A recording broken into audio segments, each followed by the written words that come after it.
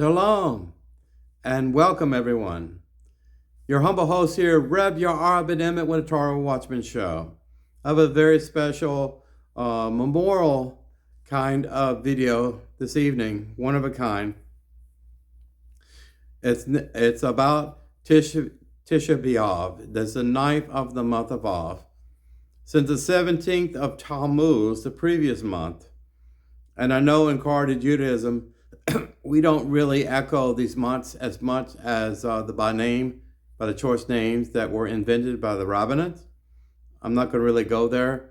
The Tammuz, for instance, just quickly, the name of a Babylonian god is all pagan, all evil. And Av, is other names that were given for the months, before and after Pesach and leading up to the head of the year, Rosh Hashanah. Incidentally, in the Torah, Elohim does not name any months. He just talks about the 4th month, the 8th month, and so on. I'm going to draw some distinctions this evening, and sunset will begin the time of fasting and mourning, and most observant Jews around the world are mourning for 24 hours, beginning approximately 1 hour or so after sunset of the night of. We traditionally look for 3 stars in the sky, similar to Shabbat, similar to the end of Shabbat, the time frame. Time is relative. In Israel, it's already the 9th of Av. I was watching a live video of thousands of mourners at the Kotel, the Western Wall. But I want to point out a stage process here. Since the 17th of Tammuz, we've been in a quasi-state of mourning. Some Jews, not most Jews, but some Jews forego cutting their beards, forego cutting their hair, forego no marriages or planned in the weeks between 17th of Tammuz and the 9th of Av, because they're essentially beginning the 17th of Tammuz, the worst of the worst situation happened in Judea in the time of King Nebuchadnezzar II. When he sent his swordsmen, he sent his soldiers and troops. It took many weeks to breach the walls of Jerusalem. It was built up like a castle, essentially. It was a stronghold that the king there did everything he could to resist, paying taxes, giving temple tribute and things like that to the king of Babylonia. The new empire essentially had risen into power after the rise and fall of the Syrian empire, not germane.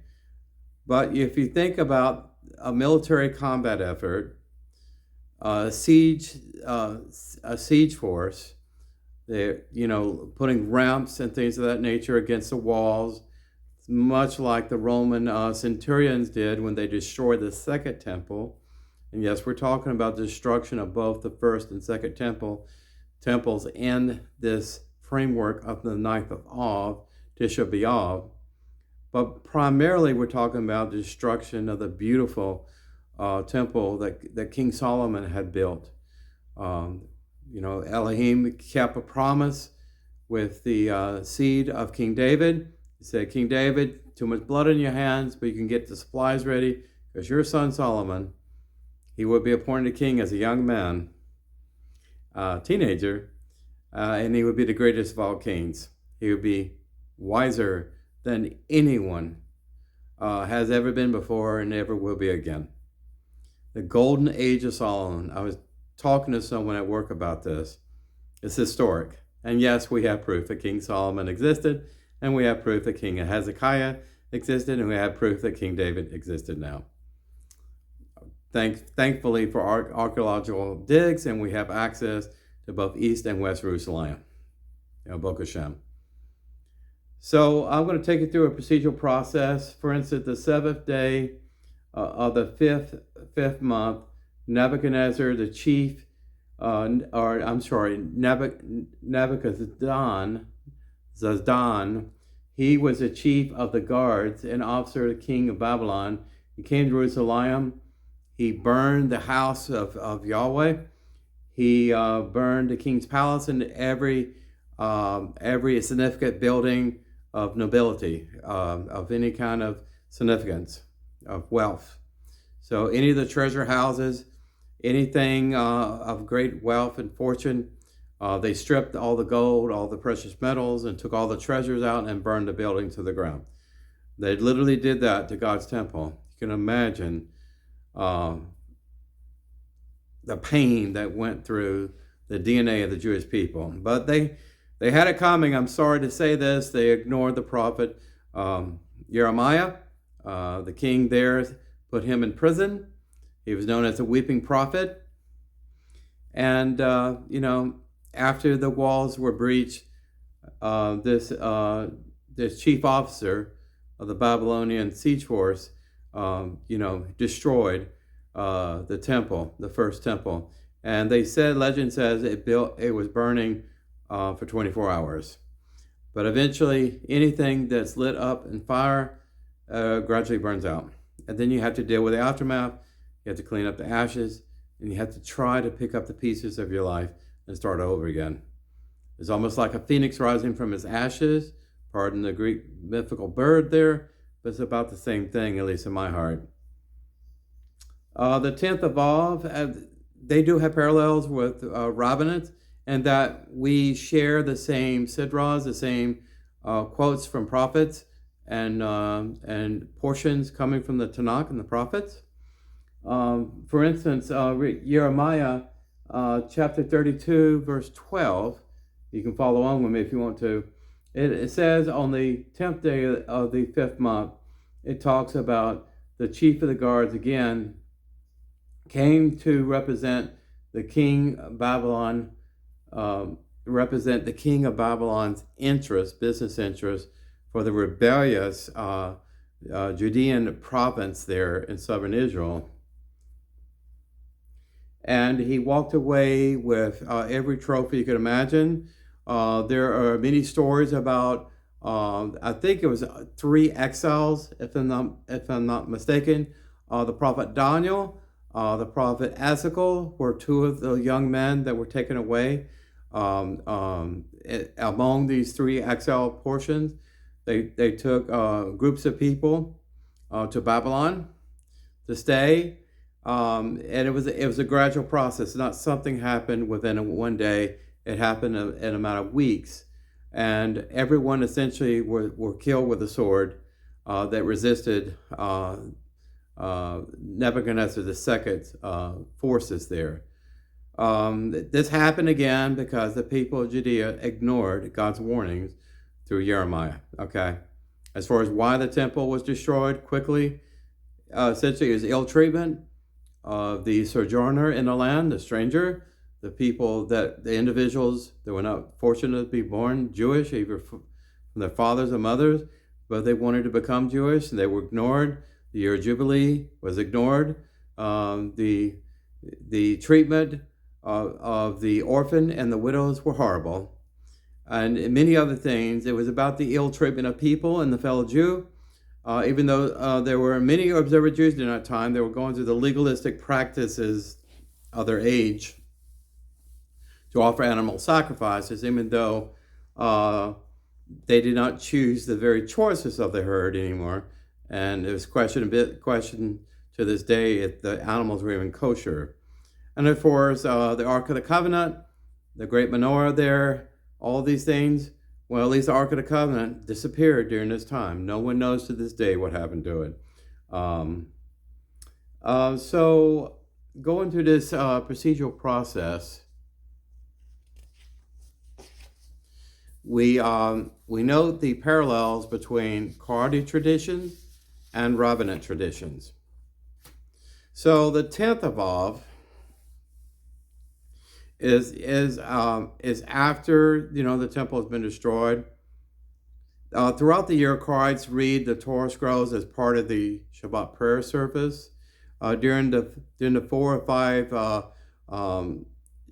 Shabbat between the fast, however, the scrolls are not taken out of the ark during prayer service. Readings are done instead from regular chumashim. The 1st through the 10th of Av, and again, this is Karaite tradition here. No meat or wine is consumed. Men do not shave, or I mentioned before, from the start of the month of Av to the midday on the 10th. Remember, we are expecting a siege of Jerusalem, and we're expecting the destruction of the first temple. The 7th through the 10th of Av, as I explained previously, Karaites fast on both the 7th and 10th of Av. I don't know if it's a hard fast or liquid diet. I'm not sure. While most begin these fasts well to sunset, a person should start fasting up to 3 hours after his or her regular dinner time. And there's some parallels here with the Rabbinates. My fast begins, I think, 8:45 Eastern Standard Time here on the East Coast of the United States. Excuse me. Some even fast for 4 consecutive days. So the act of fasting is a part of it's a cleansing ritual of the body. Many people, many faiths fast for various reasons. Doctors say it's good for the body, but also fasting shows the intent to put the self second to the need to mourn. I've said this before. The state of a Jew is either in intense mourning or intense jubilation. Remembering the loss of loved ones, and like the Holocaust, Shoah, and other things like this, and of course a jubilation of Shabbat. And we have a dynamic range of differentiated emotional states. We're angry. We're angry at all the injustices against the Jewish people, anti-Semitism, and things of that nature. And we're also mourning, and we're also asking for forgiveness on our knees. That is the biggest difference between our prayer life in Karaite Jew and Rabbinate. They stand, they bend their knees. The Karaite Jews drop to their knees and point their nose toward the floor, essentially, and complete submission to Elohim, to Jehovah God. The reading of Ekra, which is the book of Lamentations written by Jeremiah. This is done over a series of 5 weeks, and different sects of Judaism that's done differently. For instance, tomorrow at 1300 at my shul, we'll be putting on talit, a prayer shawl, and will be hearing the book of Ekra, or Lamentations, a portion of that read in that service. Of course, this is a time where no work is being done. It's almost like Yom Kippur in that I plan to wear sandals around the house and take the gold off my body, and just try to put myself in that mental state of pretending that I was actually there when all the destruction was happening. I mean, it was really horrible. And the days leading up to destruction, the final destruction of the temple, starvation, famine, all of this. Maybe cannibalism. Just use your imagination. This happens when a city is starved for a series of weeks of water and food and sustenance. Truly horrific situation the Jewish people has endured. Why? Because we're chosen to be righteous before the world. We're chosen to represent an alternative to unbelieving races of men. And when we wear the image and the persona of Elohim before other people, and then we profane that image and how we act in our behavior, there's an equal horror of judgment upon us. When we know what to do, we know the Torah, we're not ignorant of the Torah, but we profane the name of God in our lifestyle choices. And that's what it comes to. So also the book of Job is read too. Job, remember the patriarch post-flood, I believe. He had everything, a very wealthy individual. Back in that time, people lived hundreds of years, like Melchizedek, which is known as Shem, the one of the sons of Noach. He met Abraham at the city of Salem, which would become Jerusalem. Or anyway, Job lived during that time, and we're not sure exactly where he lived. Maybe Mesopotamia. I'm not sure. But the thing is, Job, without going through the entire book, it's a short book. He went through having everything and losing everything literally overnight. But he never lost his faith. He never cursed God. Even though other people told him to give up the soul and die, he did not. And this determination here defines the struggling Jew between differing emotions. We never give up, we never forget, and we always have faith in the divine creator. We really do. We really do. And it's really sweet. The Megillah of Job is traditionally read on the 10th of Av in Karaite circles. We lower ourselves very low in the beginning of the fast, and we begin to rise ourselves up toward the end of the fast.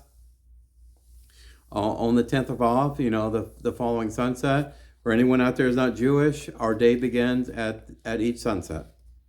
So we actually transition between 9th of Av to 10th of Av. There's a story of redemption within the book of Job, which is treated as a Megillah, as a formal holiday Sidra portion that we all read and rejoice around. Again, Job had nothing toward the end, but he regained everything he had before and even more, because he never gave up his faith in God, even though the adversary took everything away from him. And the adversary took everything away from the Jewish people during the Holocaust. The adversary took everything away from the Jewish people when the Babylonian swordsmen came in and destroyed Jerusalem and destroyed the Holy Temple. The same can be said that, the second temple that also burned to the ground in 70 CE. The first temple, approximately 587 CE. 7 or so, I'm not sure of the dates, I'm sorry. I'm going by memory. But, we've gone through all these horrors. We've been lowered to the dust, and we've been hated by most everyone on the planet. But we know we still kept our faith, and we still put a smile on our face despite the misery that we put ourselves through. We really put ourselves through. The reason why I'm in the diaspora in the United States is because the sins of my forefathers, my ancestors. To be truthful with you. Wrapping this up, I got a few more pages here. I'm just going through some of my notes. Thank you for your indulgence. I don't need to really go through an essay of Job. Most people have read this story, even Christians probably know it. But in Job chapter 30, verse 20, a very endemic statement here from the patriarch. I cry to you, and you do not answer me. Chapter 30, 21, you have become cruel to me. With the might of your hand, you persecute me. Sounds like King David, right? Job challenges the notion that one suffers only if one has sinned. This is a quintessential question and problem within Rabbinates, or in the Torah, you think, well, a plague came, Tazarat, leprosy, I lost my firstborn child, I lost my home, I lost my job, I must have sinned. No, not always true, okay, in each and every case. Horrible things happen to good people all the time. And sometimes people lose their faith. A lot of the Jews that survived the Holocaust lost their faith. They became atheists and forsook their synagogues and everything else. They blamed God. And it's very easy to blame God when we live in our time-space continuum and we don't understand infinity, that God is working continually in our past to forward branch changes for a better outcome in the future. It's amazing when you think about it, and it's Kabbalistic too. And I'll say this in close. How many times your current present or future has changed because God has been working in your past to forge those changes. That's the only explanation for my life, which is nothing short of a miracle, that I'm here today. It really is, without going into any more details. The Nakama is the consolation. The reading of Job is not merely the culmination of the 4.5 week long mourning period, but also the functions as the pivot point to the period of consolation. Again, we're lowered to the dust, and we ascend back up to Shamayim, like the Malachim, like the angels. The end of the book, chapter 42 of Job, verses 7 through 17, narrates how Job's life improves again. His health recovered. The blisters went away. His pain and suffering went away. I don't think he lost his marriage, even though his wife encouraged him to curse God and give up the ghost. His friends even turned against him because they believed in their time. And this was a long time ago, time just after the flood, and when humanity was repopulating the planet. Many people believe that, that some God is angry at you, every evil God or good gods or whatever, the polytheistic system of that time, that you must ascend. And they're very superstitious, and it continued in the Middle Ages too. It really has, and you can read about it in the Talmud if you care to. But the pivot point, the counterpoint per se, reflects the belief of the Jewish people that God has not abandoned them, that his hand is always with us, even in the exile. As long as there are remnant Jews in America, as long as there's Karaite righteous Jews in San Francisco, California, by God's own righteousness, by Elohim's own righteousness' sake, he will not destroy that evil state. And it is evil. It is immoral. And I'm really surprised that, other than tradition, why any Jews observe it or otherwise choose to be in that state and in that part of the country. It's embarrassing. I'm not going to go there any further, but I'm just saying that even in the most Sodom and Gomorrah kind of situation of immorality in our life, in our communities, not just America, but elsewhere too, God is there if there's a remnant. Remember, Abraham asked Elohim, if there's 10 righteous souls in Sodom, will you forego the destruction? Well, it ended up that there weren't even one righteous soul there, and Lot was not very righteous, and God saved Lot and his family simply because of promises he made to Abraham. But what I'm trying to say is that God never abandoned the faithful. It may seem like that in the short term, but there's always a reason why things happen.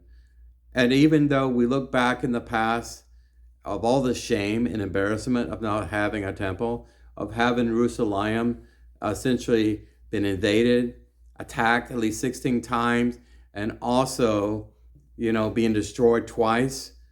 How do you explain that? How do you explain that? Well, you really can't. You let Elohim sort the details. This is Rev Yar ben-Emmett signing out. May you have a good fast. Take care of yourself. God bless you. Shalom Aleichem.